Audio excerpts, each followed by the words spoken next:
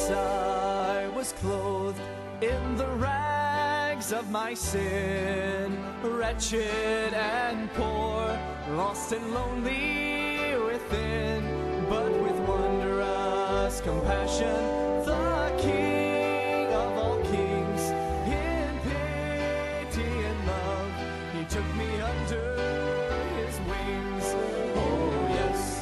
Oh yes, I'm a child of the King, and his royal blood now flows in my veins, and I, who was wretched and poor, now can sing, praise God, I'm a child of the King. Now I'm a child with a heavenly home. My Holy Father has made me his own, so I'm cleansed by his blood, and I'm clothed in his love, and someday I'll sing with the angels above.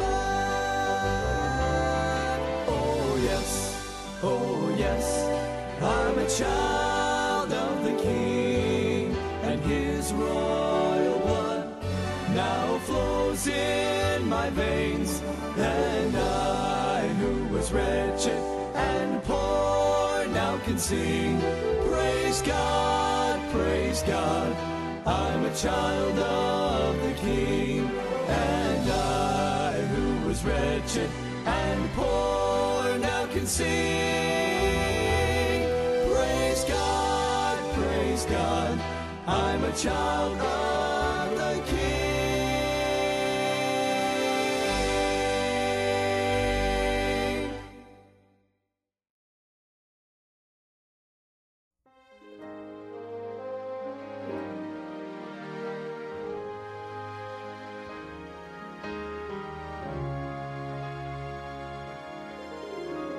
Their chains were fastened tight down at the jail that night. Still Paul and Silas would not be dismayed. They said it's time to lift our voice, sing praises to the Lord. Let's prove that we still trust him, come what may. God wants to hear you sing when the waves are crashing round you, when the fiery darts surround you, when despair is all you see. God wants to hear your voice when the wisest man is spoken and says your circumstance is as hopeless as can be. That's when God wants to hear you sing, and he loves to hear our praise on our cheerful days. Iiwan ko yung laptop ko sa school kasi nga nag-jeep ako. Ngayon, kala ko pwede itong laptop ni Apple. Hindi naman gumagana.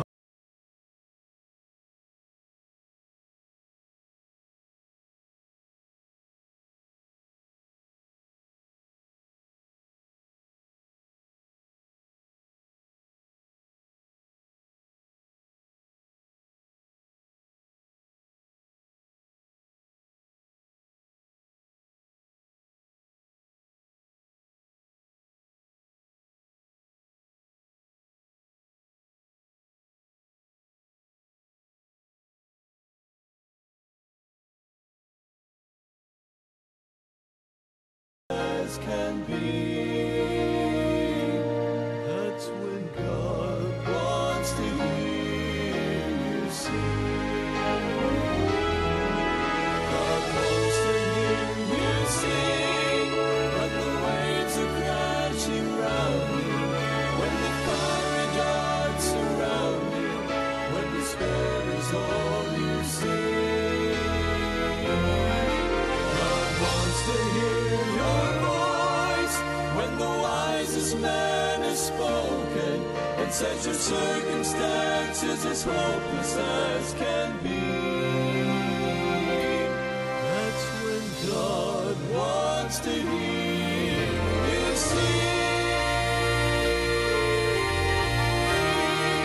God wants to hear you sing. God wants to hear you sing.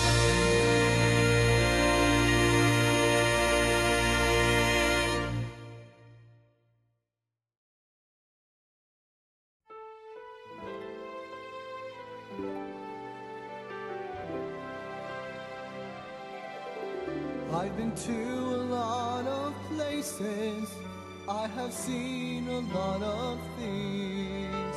My eyes have viewed the beauty of so many wondrous scenes. From the flowers in the springtime, in a valley deep and wide, from the majesty of mountains by the ocean's swelling tide.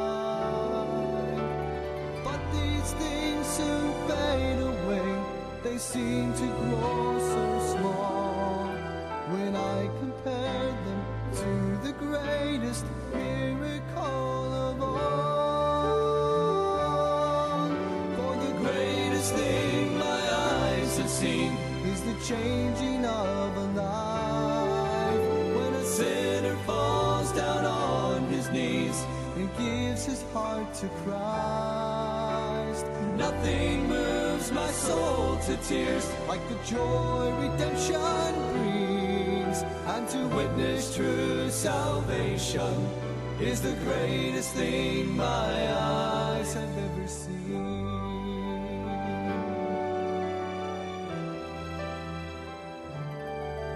I have seen the dying, hopeless soul find joy and peace and love.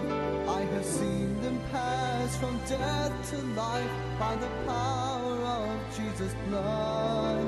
From the wealthy born with riches to the poorest homeless man, from the older folks to the youngest child, receive salvation's plan. There are many things I'd like to see before this journey ends, but it can't compare to what I see when a soul is born again.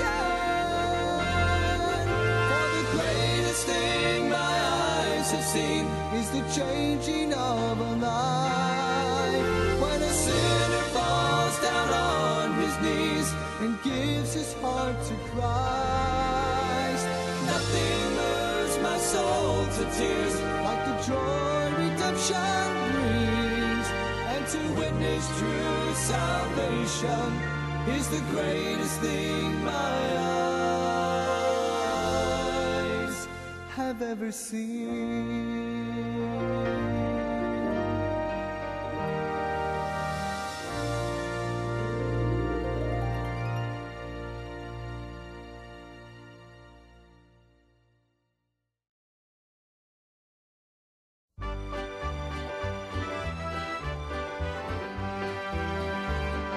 Master, carest thou not that we perish? Can't you see that we're about to die? This boat we're on is surely going under. Save us now, his disciples cried. So Jesus rose to stand against the tempest, knowing his disciples had no faith. Just to prove that he was still the master, he spoke and the wind and seas obeyed. But he'd still been God, even if he never calmed the storm on the raging sea.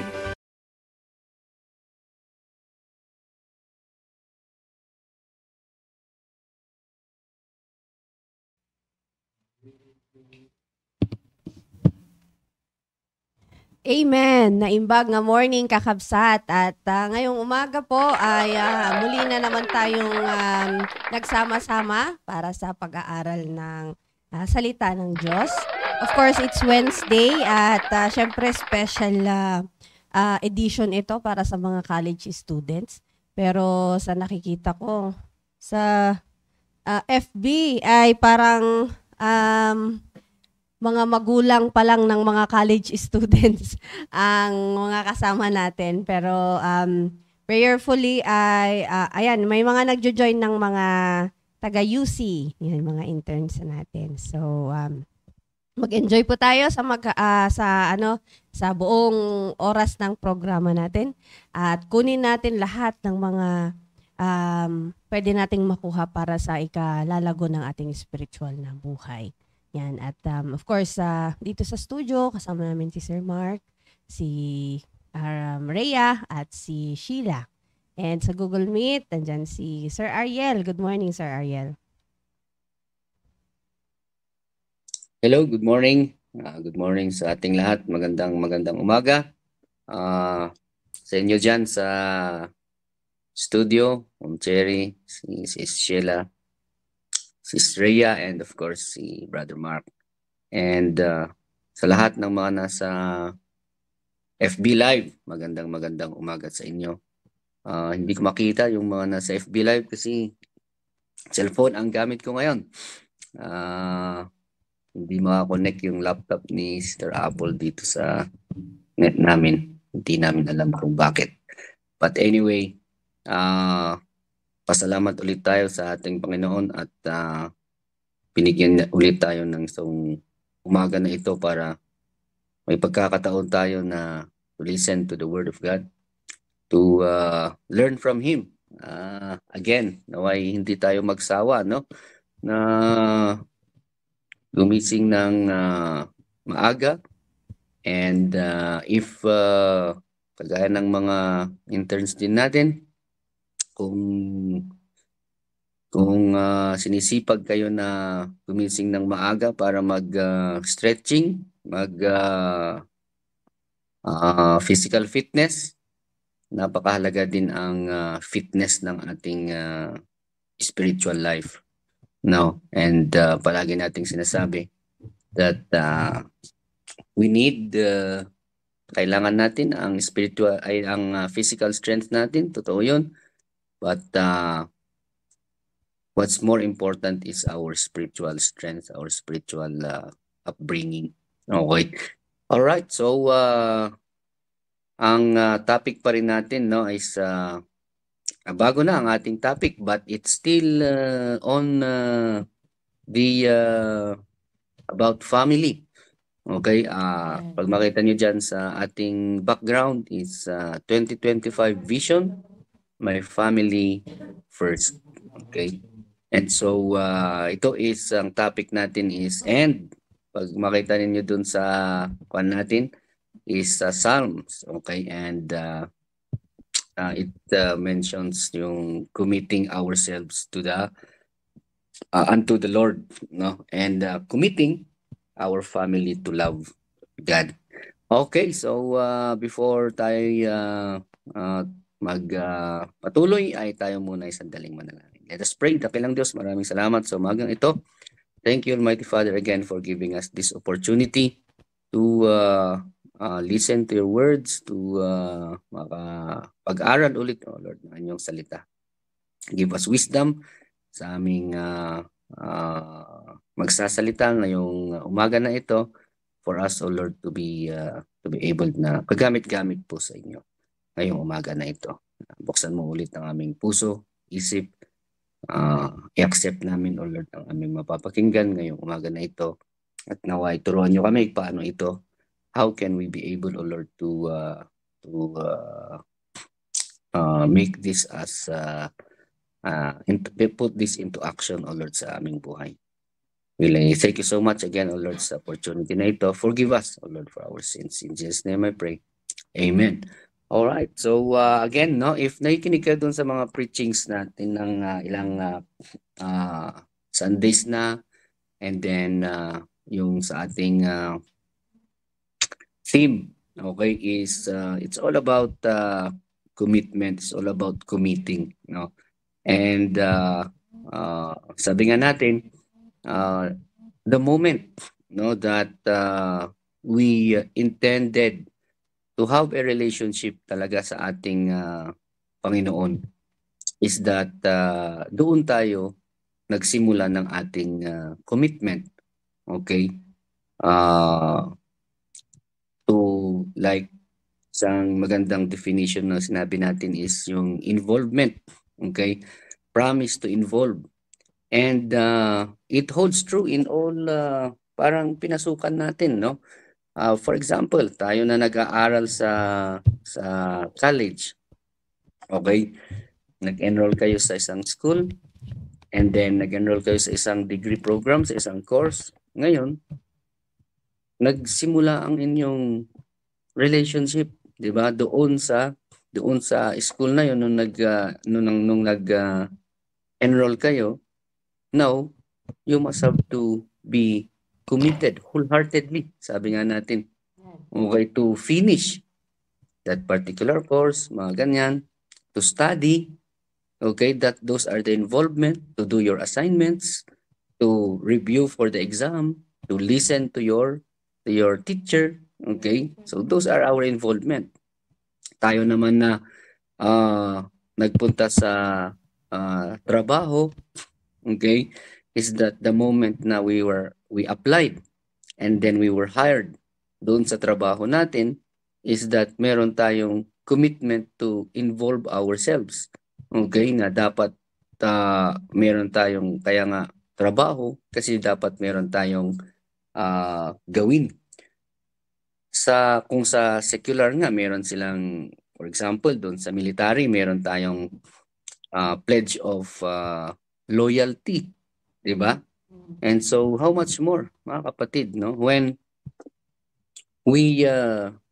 the gospel was shared to us and then we accepted, 'di ba? Na-accept natin si Jesus Christ as our Lord and personal Savior. So from then on, we start yung totoong parang Christian life natin, 'di ba? So we are committing, okay, ourselves to love God, 'di ba? Kasi sa lahat ng turo ng dito sa Bible is that ang unang-una, ang daming mga verses to which ipapakita niya yung dapat na pagmamahal natin sa Panginoon. Wala siyang sinabi na, you know, ang sabi pa nga niya is that it is the love of money which is the root of all evil. Okay? Hindi yung love natin sa pag-ibig natin sa Panginoon. No. Okay? And so sabi niya is that the love of money is the root of all evil. Then sabi niya is that you cannot serve two masters, okay, at the same time. Cannot love God and money at the same time. Hindi salungat yung gano'n. So dapat tayong mamili, 'di ba? And so yung pinag-usapan natin ng January about visions, about goals, kasama dun yung ating decision. Okay, what is our decision? How do we decide? Okay? Baka kasi eventually, mga kapatid, no? Eventually is that tayo ang nagde-decide sa ating mga ginagawa, 'di ba? But if we decide without a guide, without an advice, talagang malilin lang tayo. Talagang mako-confuse tayo. Okay, until such time na hindi na natin alam, okay, kung ano yung gagawin natin. Yan ang kagandahan, mga kapatid, nang meron kang salita ng Diyos. Because, first of all, meron kang tatakbuhan, walang iba kung ating Panginoon, na kausapin. Okay? Give you wisdom. Give you understanding. Diba? Kagaya ni King Solomon. Okay, na ang hiling niya is hindi siya humingi ng worldly riches, 'di ba? Hindi siya humingi ng kung ano-anong mga material things, no. Ang hiningi niya is an understanding heart. Okay? Wisdom. Tapos ito, anong ginawa ng Diyos sa kanya? Binigay niya yung wisdom, and then ibinigay niya pa yung riches. Okay? Na hindi niya hiniling. Yun yung Panginoon natin. Diba? And so, you can see in Matthew 6:33, yung seek ye first the kingdom of God. Diba? And then, hindi nag-stop doon. Diba? And all these things shall be added unto you. Okay? So, uunahin natin palagi ang Panginoon. Ngayon, going to our topic ngayon, committing our family to love God. 1 Kings in chapter 8, verse 61. Okay? Pag meron kayong Bible, is buksan nyo sa inyong kung wala, yung cellphones ninyo dyan. In 1 Kings chapter 8, verse 61, ang sabi niya dito is that, let your heart therefore be perfect. Okay? With the Lord our God, to walk in His statutes and to keep His commandments at this day. Ang word perfect dito, sabi niya, let your heart therefore be perfect. Okay? So perfect here does not mean yung zero sin, no fault. Okay? But perfect means to fully devote your heart and loyalty to God, and signifying a complete and undivided commitment to Him. Okay? Yun yung let your heart therefore be perfect. Okay? Ang perfect dito sabi niya is that undivided commitment to Him. Okay? Perfect with the Lord, not to anyone or to anything. Kaya meron siyang sinabi dyan, di ba, na let your heart therefore be perfect. To whom? With the Lord our God. Okay? Commit first to the Lord and you can commit your work and everything to Him. Yun yung napakaganda, mga kapatid. No? Sometimes it's difficult na unawain yung ganun. Okay? But ang daming mga faithful men doon sa Bible that you can see. Mga kapatid, no, as a testament, okay, ng if you surrender and commit to the Lord, is that hindi tayo mapapabayaan. Alam niyo, isang pinaka magandang tinitignan ko na example sa mga ganyan. You look at Job, mga kapatid, no? Everything was taken away from him.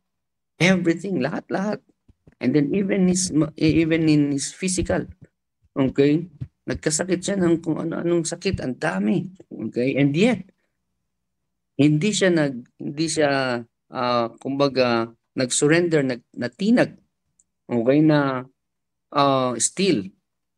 he still committed himself sa ating Panginoon. And what happened to him on the last?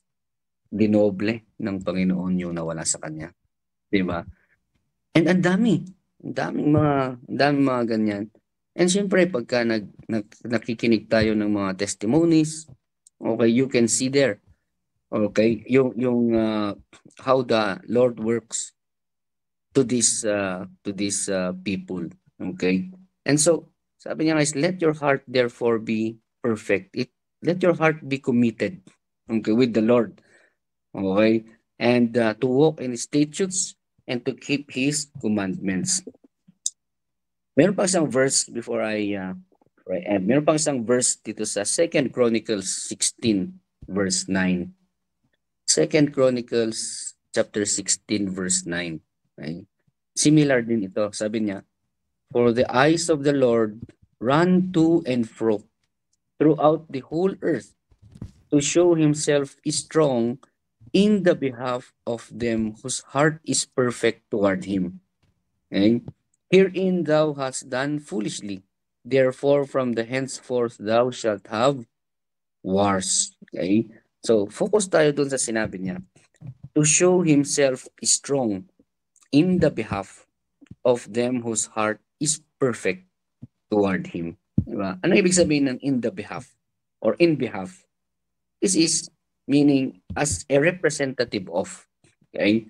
Acting for someone, diba? So sabi natin na in behalf of the college, in behalf of the university, in behalf of PMA Baptist Church, parang ganun. If we are talking as a representative, okay, or you are acting as for someone like an organization, okay? So pagka hindi nakapunta yung boss natin in behalf of my ganun, thank you so much, mga ganyan, 'di ba? So that is in behalf. Imagine God will be the one to represent us, okay, for those whose heart is perfect toward him, 'di ba? God is strong to those whose heart is committed toward him. Okay? God will make these people strong. Okay? He does not act on behalf of those who love sin, syempre. Okay? God's help is available to those who trust Him. Okay? Commitment to God teaches us not to rely on ourselves. Yan ang isang napakaganda. Di ba?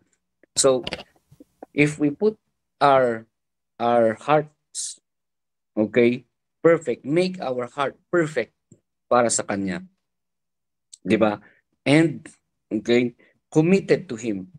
Sabi niya is that God's help is available to those, okay, who trust Him. And so, we will not be relying on ourselves. See? And so, nawawala yung parang self-reliance, nawawala yung parang tawag dito, selfishness natin, no? Na puro sa atin, okay? Being a Christian is, living for others. Diba? Being a Christian is not only living for ourselves. Ngayon, if members of the family, mga kapatid, has this perfect heart, okay? Has this commitment to the Lord, diba? For a family to be united and strong, each and every member must be committed to love God. Okay?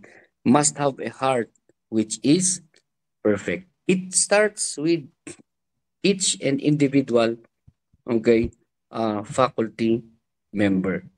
Right? Sa amin is, ang nauna talaga is si Apple. Siya ang unang, meron siyang undivided commitment sa ating Panginoon, and then it was itinuro, kumbaga, kaya sabihin na lang natin sa akin, okay? And so as I mentioned to you nung Sunday is that magulo, padaming kung ano-ano, but if both and every member of the family na to at least man lang, mga kapatid, no, to try. Kaya kayong mga nakikinig na mga estudyante, okay, alam nyo, before kayo pupunta sa, especially sa mga relationships, okay, na papunta sa pag-aasawa, papunta sa merong kayong mga magiging children, mga anak, is that unang-una, i-set your heart, okay, to make it perfect para sa Panginoon. Kasi, palagi yung sinasabi, especially kayong mga men, no? If hindi ninyo ayusin ang buhay ninyo, if you do not make your heart perfect sa ating Panginoon, is that one day, okay, is that hindi nyo seseryosohin ang marriage life ninyo. Hindi nyo seseryosohin ang relationship ninyo. Diba? Ngayon, baka hindi natin alam nga eh. Okay? Aaway-away kayo ng mayroon kang ka-relation. Kasi nga, as a matter of fact, bakit kasi kayo meron kayong relationship ngayon kung hindi kayo ready na pupunta sa marriage? Okay? Kaya magulo. Kasi parang pinaglalaroan lang. 'Di ba? Oo. And alam niyo kung minsan, yun nga, ah, who suffer from the indiscretion ng tao, ng mga magulang, ng dalawang magka relation, 'di ba? Right? So who suffers? See? Unang-una kayo. And then kung sino pa yung mga naging bunga, okay, ng inyong relationship. Okay? That's something na before kayo pupunta doon, kayo na nakikinig ng mga estudyante, mga college, mga high school, kung meron man nakikinig dyan, palagi yan. Okay, hindi nami-miss na sinasabi sa atin yan. Hindi lang ang ating mga pastor. Even those who are conducting Bible studies sa atin, diba, yung mga disciples natin, ay palaging sinasabi yan.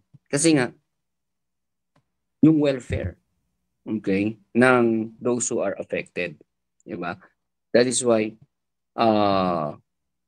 yung mga aral natin dito must have to be firm. Okay? Because there are lives that are affected. Kaya, our commitment, okay, to our family, to love God is very important. We hope and we do pray na yung mga napapakinggan natin or kung nakikinig tayo sa lahat ng mga sinasabi natin dito is that it will be passed on to others also. Okay, so for now, yan muna, Ma'am Cherry. And dyan sa studio, turn over ko sa inyo. I hope na meron tayong pulot ulit na aral ngayong umaga na ito. Okay. Amen, sir. Thank you very much po sa napakagandang introduction ng ating topic for this month. Kasi syempre, February, sabi ni Pastor, I love month. Kaya ang pinag-uusapan natin, kagaya ng sabi ni Sir Ariel, ay patungkol sa pagmamahal natin sa Panginoon as a family. Kaya nga ang topic, sabi ni Pastor, ay committed to love God. Yan. So, napakaganda nun na kailangan natin ng perfect heart. Yan. Para totoong mamahalin natin ang Diyos, mag-commit talaga tayo na mamahalin natin ang Diyos. And actually, yun din yung, sir, yung sasabihin ko rin patungkol din sa puso.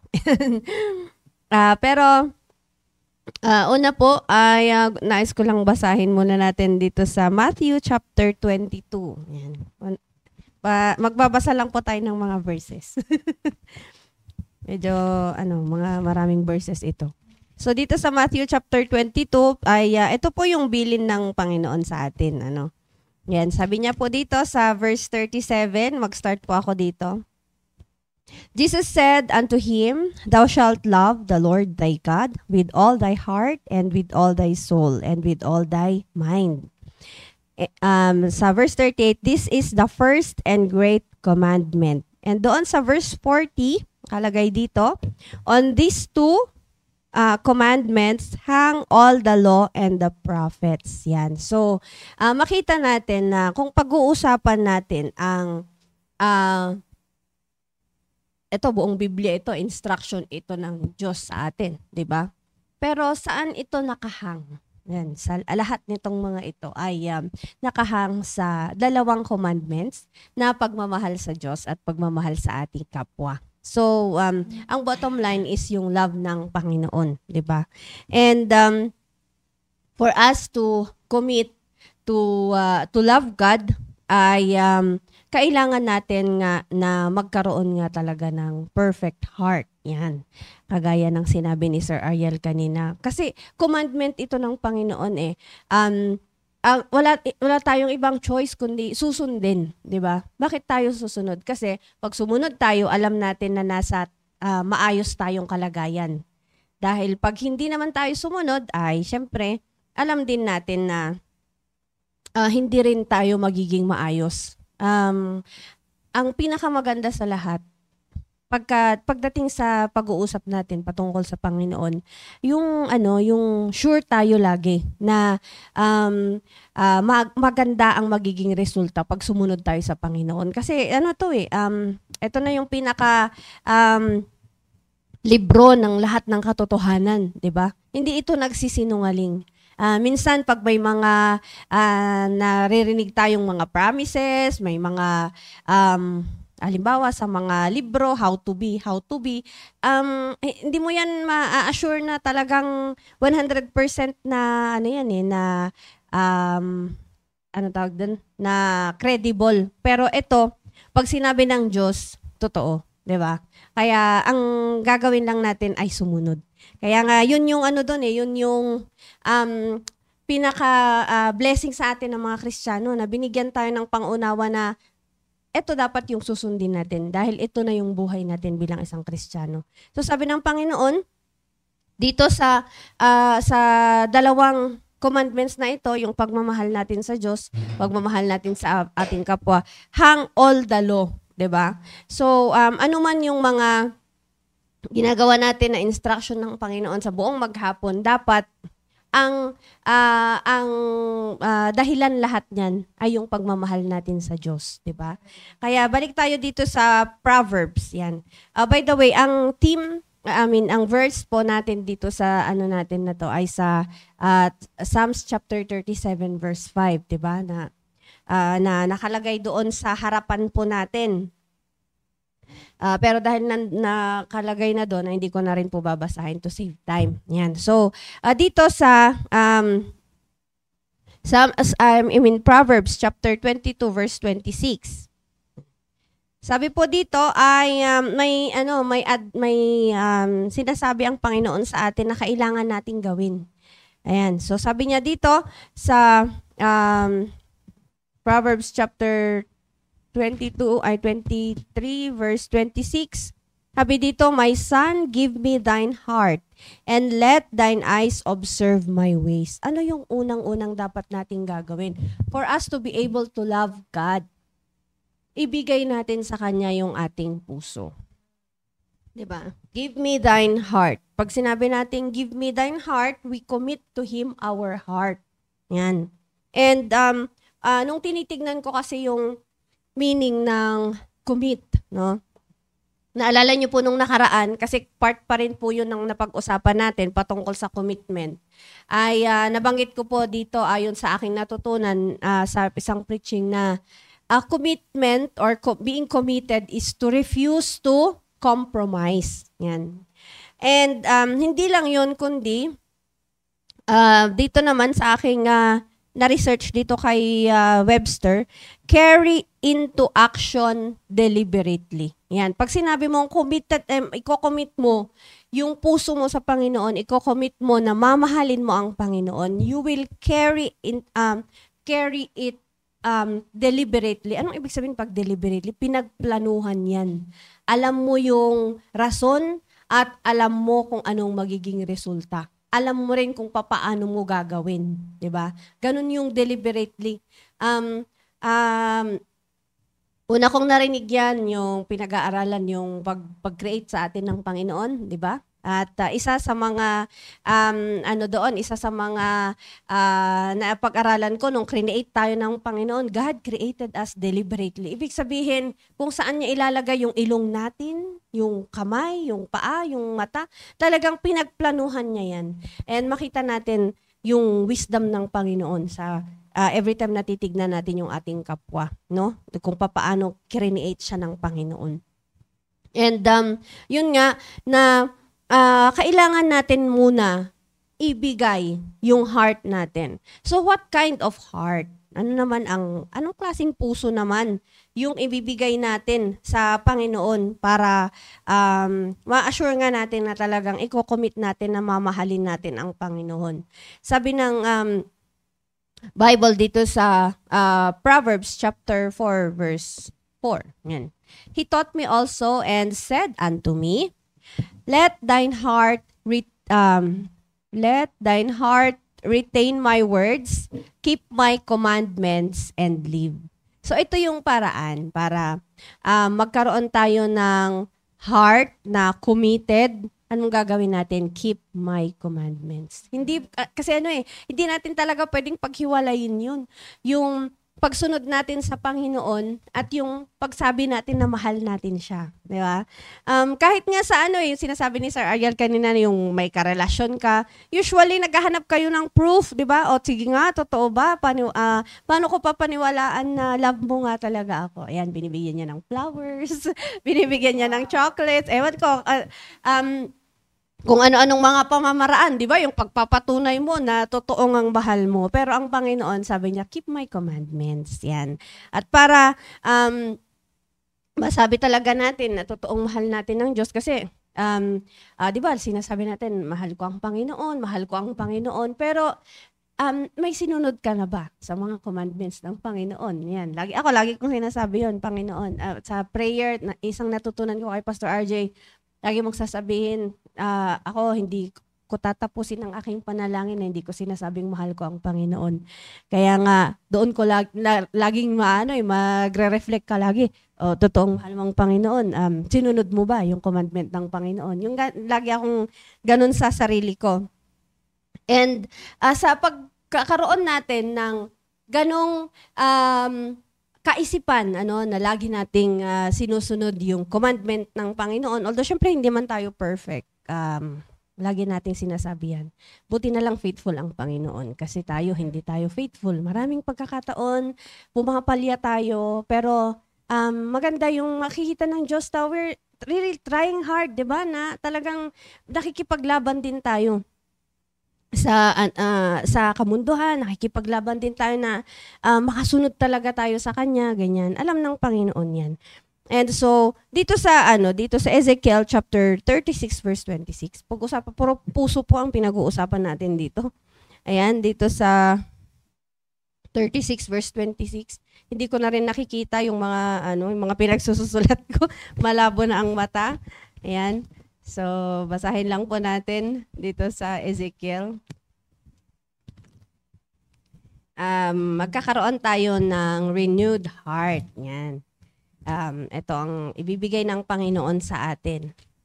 Saan na ba yung Ezekiel? 36 verse 26. Sabi dito, sa verse 26, a new heart also will I give you, and a new spirit will I put within you, and I will take away the stony heart out of your flesh, and I will give you an heart of flesh. Di ba? So, paano gagawin ng Panginoon yan sa atin kung hindi tayo sumusunod? Kung hindi natin ikinocommit sa Kanya yung heart natin, yung pagmamahal natin. So, yun nga, yung isang bagay na natutunan ko nung bago akong Kristiyano, naririnig ko yung mga matatagal na sa church noon. Every time na nagpe-pray kami, lagi nilang sinasabi na, malaya po kayong mag-work sa aming puso. Yan. So, 'di ba napakaganda napapayagan natin ang Diyos na mag-work sa buhay natin. Kasi pagka ganon, yung sumusunod tayo, mas nagiging mas nakakatrabaho yung Diyos sa buhay natin. And ito yung gagawin niya sa atin, 'di ba? Tatanggalin niya yung stony heart. Yan. Para tatanggalin niya lahat yung mga nagiging balakid para mamahalin natin siya. And syempre, ulit, babalik pa rin tayo doon sa para makapag-work ng maayos ang Diyos sa atin, we must obey His commandments, keep His commandments. Doon lang talaga tayo magdudwell sa para makapag-commit tayo na mahalin natin ang Diyos dahil dito nga sa pagmamahal na ito hang all the law, 'di ba, and the prophets. So para ma-fulfill natin yung pagmamahal na yon, i-commit natin yung heart natin, and pag i-commit natin yung heart natin, kailangan nag-o-obey tayo lagi sa commandment ng Panginoon para nasa track tayo lagi ng Diyos, 'di ba? Hindi tayo na lumalabas sa kanyang will. And pag ganon, sabi ng Panginoon, a new heart also will I give you. So, yun na yung gagawin ng Panginoon. Tatanggalin niya na yung mga dati nating desires na hindi ka nais-nais. Papalitan niya ng bagong heart. Tatanggalin niya na yung stony heart. At ano yun, a heart of flesh. Pag sinabing heart of flesh, yung malambot na siya. Pwede na siyang pasunurin ng Panginoon sa kanyang gusto na mangyari. Kaya, di ba, napakaganda na yung buhay natin ay dito lang tayo. Dito lang tayo naka-dwell yung kung saan inililid tayo ng Panginoon. Hindi tayo yung parang bata na humuhulagpos pagka tinuturoan mo, ganito dapat, dito tayo, ayaw niyang sumunod, ganun ang hirap. Pero pagka sinabi mong dito tayo, tapos sumusunod lang yung bata, napakasarap magpasunod ng bata pagka ganun. Diba? So tayo din bilang isang Kristiyano, yun din yung gusto ng Diyos sa atin. My son, give me thine heart. Diba? Para maging maayos yung ating relationship, we have to plan and commit. Sabi nga dito, carry into action deliberately. Talagang maliwanag sa isip natin. Hindi lang tayo parang impulsive na, ay, love ko ang Panginoon. Mamaya-maya may nangyari.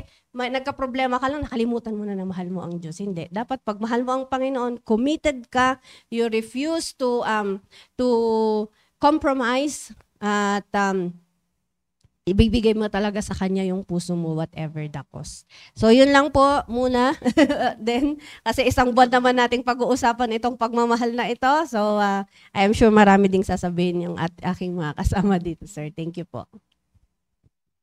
Amen, amen. Thank you, Ma'am Cherry. No? And maganda yun. Commitment is refuse to compromise. Okay, yun yung committed.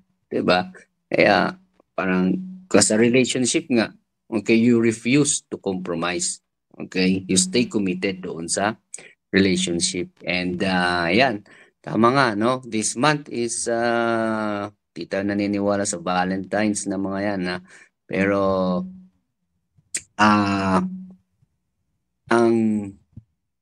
if we're talking about a heart's day, a heart's month, it is ito yung sinasabi natin, no? A perfect heart, di ba? Kaya ito yung magiging theme natin para maiayos ba yung kwan natin na yung pagkakaramihan is kung yung February, ang hinahanap, yung jowa, maghanap ng hindi. Huwag kayong ma-pressure sa mga ganyan. Okay? Sheila, tsaka Banenen. Kaya ma-pressure dyan. Oo. Jesus. Ang is yung napakalaga ngayon is yung heart natin para sa Panginoon. And pagka na-commit na natin yan sa ating Panginoon, sabi nga niya is that, and all these things shall be added. Okay? Di ba? Oo. Ganda yung binasa niya Ma'am Cherry sa Ezekiel eh. Okay? A new heart also will I give you. Okay? Di ba? The moment na tinanggap natin Panginoong Hesukristo, a new heart ay ang ibibigay sa atin. A heart that is, hindi na siya, it will take away our stony. Ay, matigas talaga ang puso natin. Kanya lang sa Panginoon, lalambutin niya yan para sa Kanya. Alright? Sige. Una si Rhea. Sister Rhea. May natutunan kayo. Ayan. Good morning po sa ating lahat.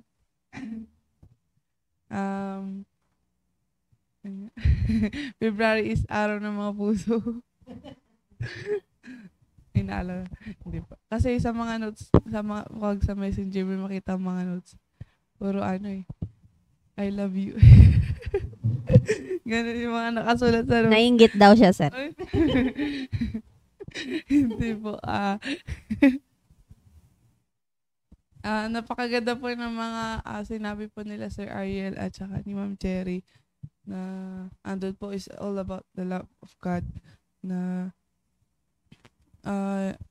sabi nga po dito nga po yung tutunan ko kay Sir Ariel is Sabi niya is, sa lahat ng mga turo ng Bible, unang-unang ipapakita natin ay kung paano tayo magmahal sa Diyos.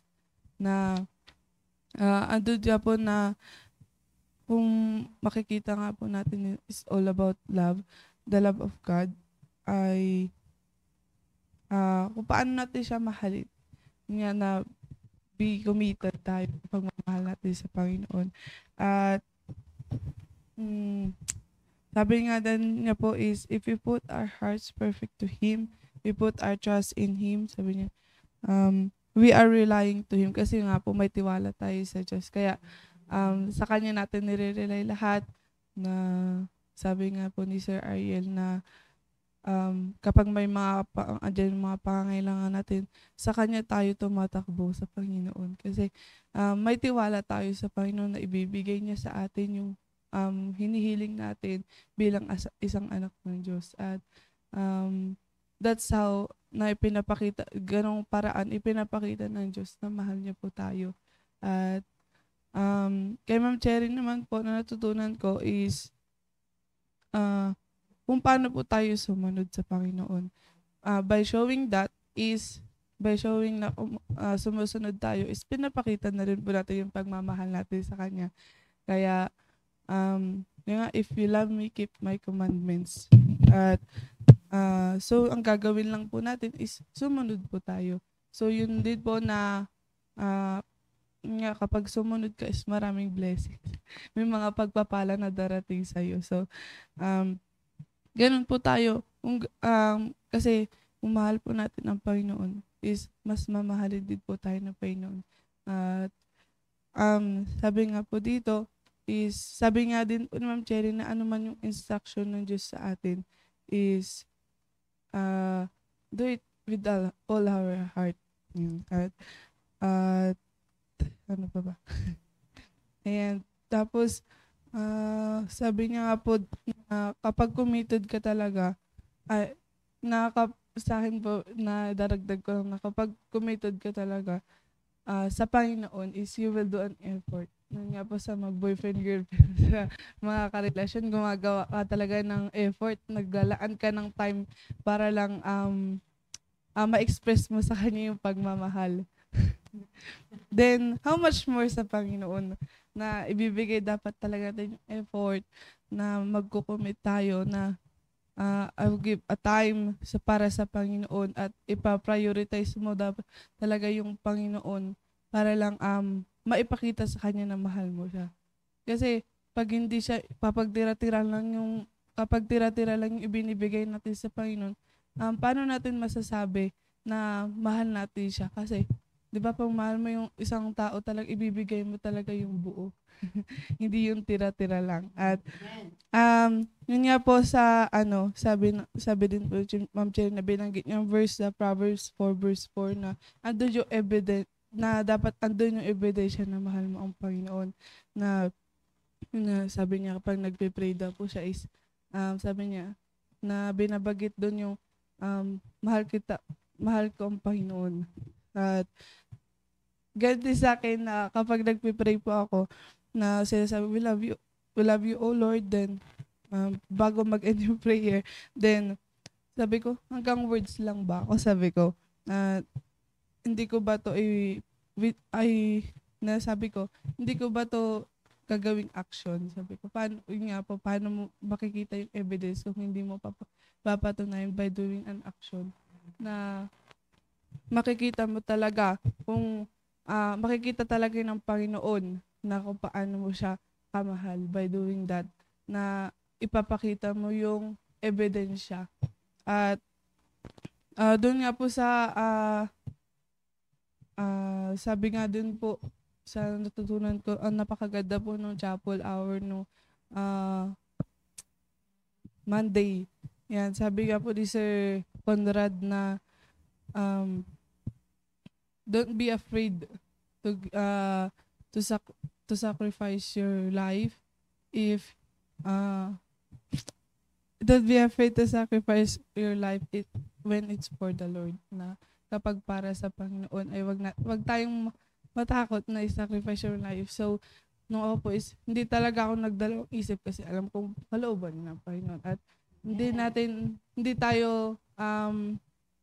tayo matatakot kasi alam natin ang Diyos ang magpo-provide sa. Sabi nga po nung tita ko na wag kang matakot na baka mawalan ng financial yung mama mo, yung mga kapatid mo. Wag, sabi niya. Kung inaasahan nila na ikaw yung pag-asa sa magtatrabaho, ganun, wag isipin mo kung ano yung nasa puso mo. Then yung kalooban, ipag-pray mo yun sa Panginoon din kung ano talaga. Yun talaga yung gusto ng Panginoon para sa'yo na mag full-time ka. Ang Panginoon ang bahala magpo-provide. So, magtiwala ka lang sa Kanya, sabi niya. So, yun din po yung naging isang, sabi ko, realize ko, oo nga no, bakit hindi ako magtiwala sa Panginoon? Ayun nga po. So, yun po yung, doon ko po nakita yung pagmamahal ng Diyos sa amin, sa family ko, at hindi niya po pinabayaan yung family ko. Hindi ko po nakita na nagutuman. Kasi, lagi sabi ni mama, may pagkain kami. Na-update ako, may pagkain kami dito, kain tayo. Pinapainggit niya pa nga paminsan eh. Kaya, yun, kung gaano po ka-bless na kung paano natin mahalin ang Panginoon. So, yun lang po. To God be the glory. Wow. Oo. So, sabi nga natin is that if we have the courage, no, to commit to God, siya ang mag-provide talaga sa mga kailangan natin. Sa testimony ko nga din, sinasabi ko yan noon na noon hanggang Sunday talaga ang trabaho, hanggang anong oras, mga ganun. Naku, pag hindi ako magtatrabaho ng Sunday, kulang na yung ganito. At least meron pa akong ganitong 1,000 pagka magtatrabaho. Pero nung give up, tinagdagan naman ng Panginoon. Hindi siya nagbawas, di ba? Oo, kaya yun yung mga kung minsan hindi maintindihan ng mga iba eh. Okay? Na sinasabi natin na pag you find time, okay? Na actually you don't find time, you give time talaga, intentional. All right, so kay Sister Sheila, Good morning anong po blessing mo ngayon? Good morning po sa ating lahat.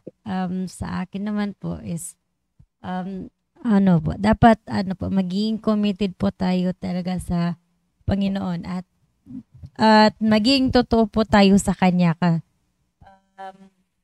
at sumunod po tayo sa mga commandment ng Panginoon kasi nandun po yung blessing.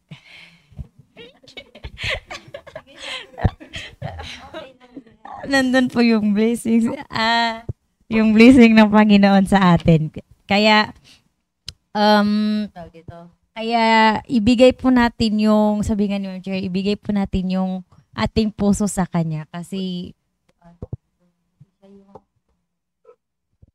siya yung kasi siya po yung magdadirect po sa atin. At maging faithful po tayo sa Kanya. Yun lamang po. Amen, amen. Oh, so committed muna sa baka unahan mo pa si GR Di ba? So guard your heart. All right, I hope this morning mga kapatid we are blessed again sa ating mga narinig, no? And let's enjoy serving the Lord. Let's enjoy listening to the Word of God. And napakahalaga yung i-apply natin lahat ng mga napapakinggan natin, no? So this month is sabi nga Hearts Month, whatever. Okay? Napakahalaga is sa next meeting yung the topic ko will be yung my heart is fixed. Okay? Yan, napakagandang verse. Diba? My heart is fixed. Okay? So, wala na tayong kasama dyan. Si Sir Mark na lang po, sir. Baka gusto niyang Ay, pakinggan si Sir Mark. Hindi ba? Pakinggan natin bukas. Oo. Para naman hindi mawala yung surprise natin kasi bukas sila eh. Ang working singles eh. Forever. Okay, so thank you Ma'am Cherry, Sis Rhea and Sis Sheila, and of course kay Brad Mark sa ating technical. And I hope that we are all blessed this morning. And then don't forget our service mamayang hapon. Okay, our midweek service. Wala nang announcement dyan. So far, yun na lang po, sir. Alright, sige. Tayo manalangin. Let's pray. Dakilang Diyos, maraming salamat ulit sa umagang ito. We're grateful, Almighty Father, again for this devotion, opportunity kami ay makinig ulit sa inyong salita. And thank you for the wisdom pinagkaloob niyo po sa amin. Today, O Lord, we pray also sa mga mag-exam ng kanilang board ng mga criminology. We pray for their wisdom, O Lord, also. We pray na makapag handa sila ng maayos at for their health, Almighty Father, and continue to provide them sa intellect na kailangan nila, na kailangan Diyos. Give them that confidence, O Lord, na nanggagaling po sa inyo para sa pagsagot sa mga exam questions. We pray for them, O Lord, na maging maayos ang kanilang exam ngayon hanggang sa 7th, O Lord, and pray na hindi ka nila makalimutan ngayon hanggang sa papasa sila, hanggang sa magtrabaho sila, hanggang sa may mga pamilya sila, na ikaw pa rin ang maging committed sila, Almighty Father, sa inyo. And we thank you again for loving us, and we love you, Lord. Forgive us for our sins. In Jesus' name we pray. Amen. Okay, thank you, Ma'am Cherry. Thank you rin Sister po, Rhea, sir. God bless po. Sis Sheila, and Mark. Bye-bye. Good morning sa ating lahat. Good morning sa mga kuhan. Sorry, hindi ka namin maisa-isa. Pero thank you so much for being with us this morning. Amen. Thank you.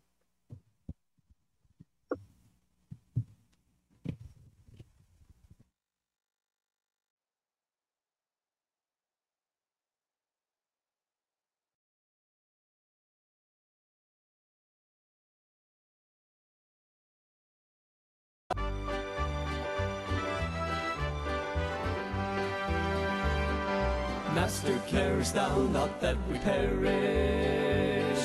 Can't you see that we're about to die? This boat we're on is surely going under. Save us now, his disciples cried. So Jesus rose to stand against the tempest, knowing his disciples had no faith. Just to prove that he was still the master, he spoke and the wind and seas obeyed. But he'd still been God even if he never calmed a storm on the raging sea. He'd still been God even if he never caused a blinded eye to see. He'd still been God even if he never brought a crippled man to his feet. It's not about what he did, it's all about who he was. Cause even if he never come and done a single miracle, then Jesus would have still been God. Mary was his loving earthly mother. She understood the purpose of her son. Ever since the angel come and told her, this child is the blessed Son of God. So when she'd see the people gathered round him, watching for a miracle to prove that he would be their one and great Messiah, she just smiled, cause she already knew then He's still been God, even if He never calmed a storm on the raging sea.